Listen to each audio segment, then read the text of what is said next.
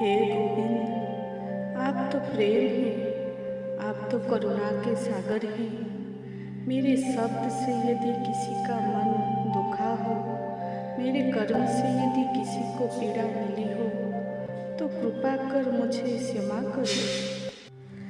मेरी भूल को आपने चरणों की धूल से ढक दीजिए। आज मैं सिर झुकाकर आपकी शरण में आया हूँ।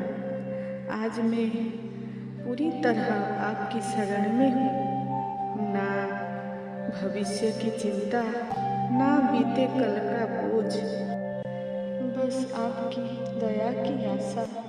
मेरी हर पाप को अपने प्रेम से डुबो दीजिए। आज मैं अपना मन, अपना भूल, अपनी कमजोरी सब कुछ आपके चरणों में रखता हूँ प्रभु।